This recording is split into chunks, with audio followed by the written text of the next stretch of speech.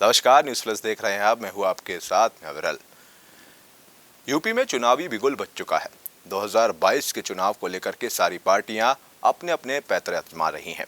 आपको बता दें कि बसपा सुप्रीमो मायावती ने भाजपा, सपा और कांग्रेस पर निशाना साधा है। उन्होंने कहा है कि यूपी में खासकर भाजपा, सपा, कांग्रेस के द्वारा प्रदेश की जनता को लुभाने वर्क करने के लिए आए दिन प्रलोभन दिया जा रहा है।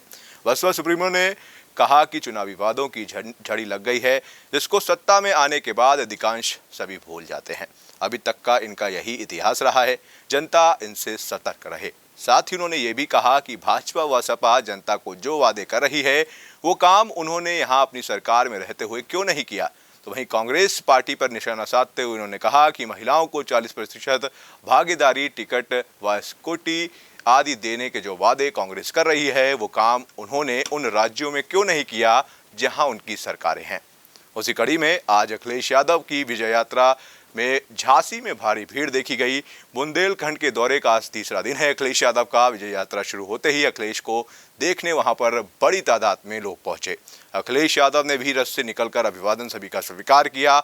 आपको बता दें कि सपा अध्यक्ष अखिलेश यादव ने झांसी में एक प्रेस कॉन्फ्रेंस भी की। उसमें उन्होंने कहा कि मैं जनता का धन्यवाद देना चाहता हूं। जनता का अपार समर्थन मिल रहा है। बुंदेलखंड के सभी जिलों में कार्यक्रम हुए हैं। बुंदेलखंड की जनता बीजेपी का सफाया करेगी। बीजेपी की सरकार में हर वर्ग दुखी है। कोरोना में सरकार ने मजदूरों को अनाथ छोड़ दिया है। किसानों, युवाओं की समस्याएं बड़ी हैं। कोरोना में मजदूरों को मदद नहीं मिली है। बीजेपी सरकार में बुंदेलखंड बीजेपी सरकार से दुखी है। तो तमाम तरीके की बातें जो हैं अखिलेश यादव ने प्रेस कॉन्फ्रेंस में बीजेपी पर निशाना साधते हुए की। मायावती ने भी ट्वीट करके बीजेपी पर निशाना साधा, सपा पर निशाना साधा, कांग्रेस पर निशाना साधा। इन्हीं तमाम निशानोबाजी जो यूपी चुनाव को लेकर के चल रही हैं, उसी को लेकर के हम आज चर्चा करेंगे। चर्चा में हमारे साथ में हमारे सहयोगी लखनऊ से जुड़ रहे हैं शबी हैदर। शबी, बहुत बहुत स्वागत है आपका हमारे साथ जुड़ने के लिए। हमारे साथ में लखनऊ से हमारे वरिष्ठ संवाददाता शबी जी जुड़ गए हैं। शबी जी, बहुत बहुत स्वागत है आपका। शुक्रिया विरल, आपका बहुत बहुत धन्यवाद। शबी, जिस तरीके से यूपी की राजनीति जो चुनावी बिगुल फूकने के बाद में दिख रही है, तरह तरह की यात्राएं हो रही हैं, रथ यात्राएं हो रही हैं, ट्विटर का दौर जो है वो शुरू हो चुका है, आरोपों प्रत्यारोपों का दौर शुरू हो चुका है। मायावती ने अभी तीनों पार्टियों को, यूपी की बड़ी पार्टियों को अभी निशाने पर लिया ट्वीट करके। अखिलेश यादव झांसी से बोल रहे हैं। 3 दिन का बुंदेलखंड का उनका दौरा था। तो किस तरीके से देखते हैं ये तमाम जो राजनीतिक गतिविधियां चल रही हैं? बिल्कुल अविरल, देखो इस वक्त चुनाव की बेला सर पर है, भाषणों का दौर है और चुनावी नगाड़े का जो जोर है वो इतना तेज है कि उसमें आम आदमी की तो देखिए कोई बात नहीं सुनी जा रही है ना सुनाई दे रही है। बात इस वक्त सिर्फ राजनेताओं की करें और बहन जी की करें, मायावती की करें, बसपा सुप्रीमो की करें, तो ये पहला ऐसा चुनाव है कि अभी तक बहन जी अपने किले से बाहर नहीं निकली हैं। उनकी कोई भी रैली नहीं हुई है। हालांकि उन्होंने कोऑर्डिनेटर्स के साथ बैठक की है। उत्तर प्रदेश की 85 सुरक्षित सीटों पर वो रणनीति बना चुकी हैं, टिकट फाइनल कर चुकी हैं।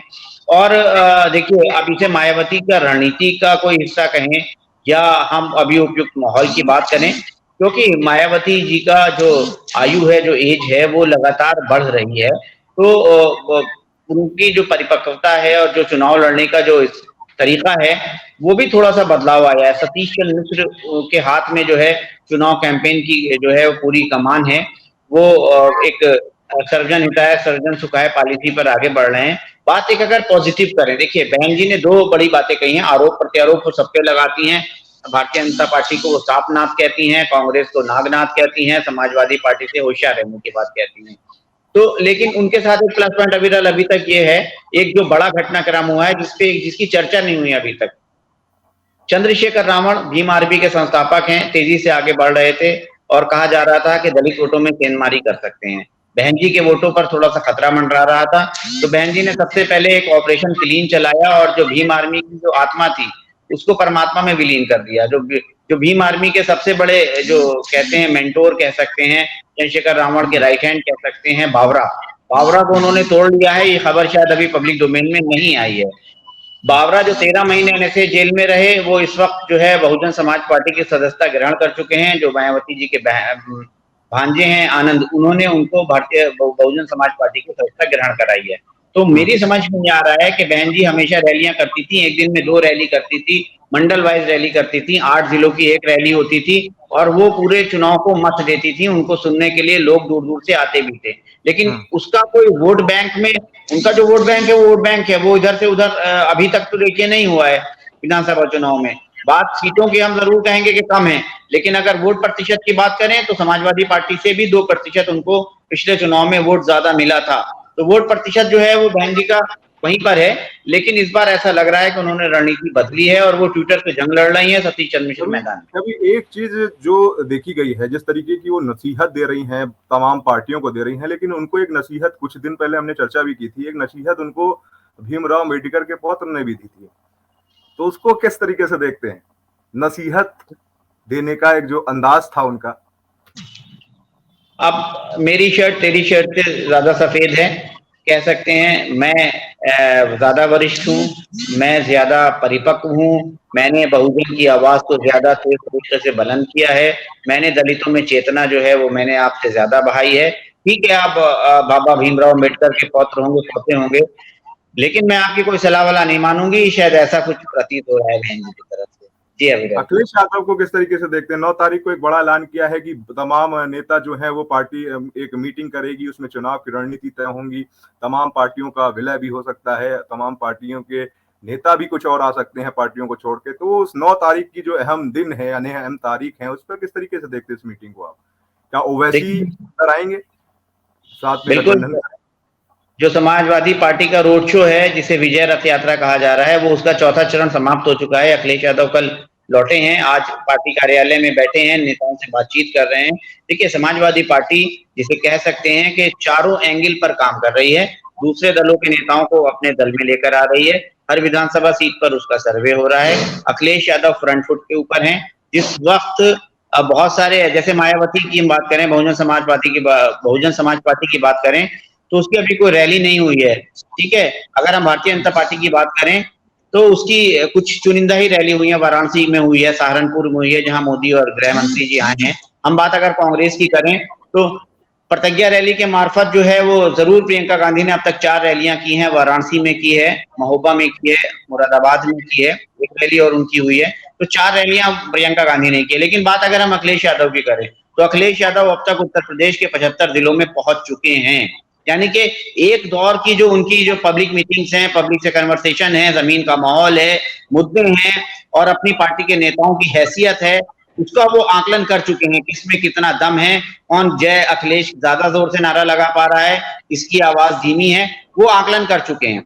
अब वो दोबारा जो है टिकट वितरण से पहले एक बार फिर 9 तारीख को अपने सभी पार्टी के जो उनके नेता हैं उनके साथ बैठेंगे। उसमें कार्यकर्ता भी होंगे, बूथ अध्यक्ष भी होंगे, मंडल अध्यक्ष भी होंगे, जिला अध्यक्ष भी होंगे, सचिव भी होंगे और जो दूसरे फ्रंटल संगठन हैं उनके लोग भी होंगे। इनके साथ बैठेंगे, किरणमय नंदा होंगे और दूसरे जो उनके जो सीनियर प्रोफेसर रामगोपाल यादव होंगे, जावेद आप भी होंगे, जो उनके थिंक टैंक माने जाते हैं, जो उनके रणनीतिकार सलाहकार।